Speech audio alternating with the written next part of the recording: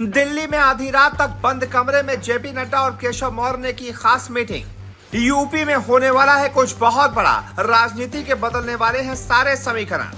क्या UP BJP में योगी के साथ सब कुछ ठीक नहीं चल रहा? दिल्ली वाली इस मुलाकात के क्या है असली मायने?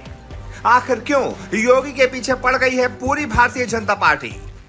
क्या यूपी के सीएम नहीं रहेंगे योगी? जी, लोकसभा चुनाव 2024 में यूपी में बीजेपी को मिली हार के बाद पार्टी के अंदर क्या सब कुछ ठीक नहीं चल रहा? हार की समीक्षा के लिए योगी आदित्यनाथ की ओर से बुलाई गई बैठक में डिप्टी सीएम केशव प्रसाद मौर्य नहीं पहुंचे थे। इसके बाद से दोनों के बीच सब कुछ ठीक नहीं होने की चर्चा तेज हो गई थी। अब सोमवार को केशव प्रसाद मौर्य ने एक बार फिर से बयान देकर हलचल मचा दी है। बीजेपी कार्य समिति की बैठक में केशव प्रसाद मौर्य ने कहा कि संगठन हमेशा सरकार से बड़ा रहा है।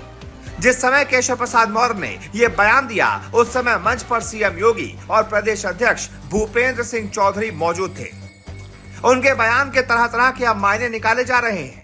कोई कह रहा है केशव प्रसाद मौर्य ने कार्यकर्ताओं का मनोबल बढ़ाने के लिए ऐसा कहा, तो कोई कह रहा है कि सरकार की नाराजगी की वजह से उन्होंने ऐसा कहा और सीधे योगी को चुनौती दे डाली।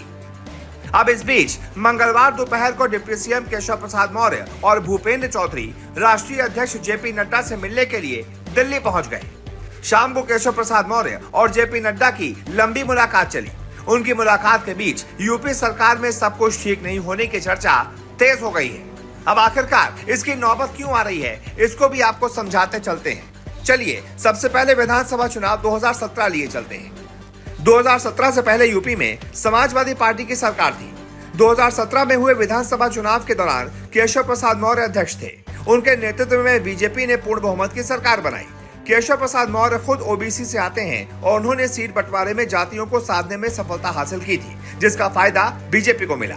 लेकिन अचानक से मुख्यमंत्री योगी आदित्यनाथ को बना दिया गया। उन्हें डिप्टी सीएम के पद से संतोष करना पड़ा।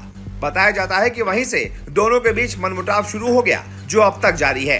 हालांकि उस समय मनोज सिन्हा का नाम भी सीएम की रेस में चल रहा था, लेकिन बाजी योगी ने मार ली। साल 2022 के यूपी विधानसभा चुनाव में भारतीय जनता पार्टी दूसरी बार लगातार पूर्ण बहुमत से सत्ता में आई, लेकिन इस बार चुनाव में कई उलटफेर हो गए, जिसमें डिप्टी सीएम केशव प्रसाद मौर्य का हारना सबसे ऊपर रहा। पल्लवी पटेल ने उनको हरा दिया। उस समय चर्चा तेज थी कि वो हारे नहीं, बल्कि उनको हराया गया है।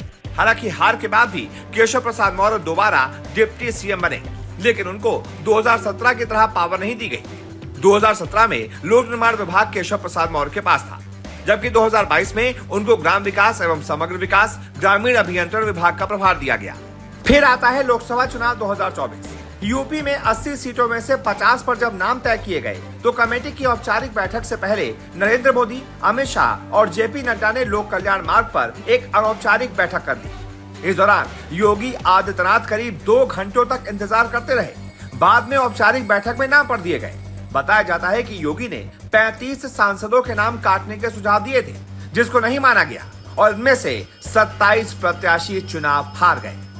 यही कारण था कि लोकसभा चुनाव 2024 में यूपी में हार मिलने के बाद से किसी पर भी हार की जिम्मेदारी नहीं दी गई है। बताया जाता है कि योगी पहले से ही जवाब देने के मूड में हो गए थे।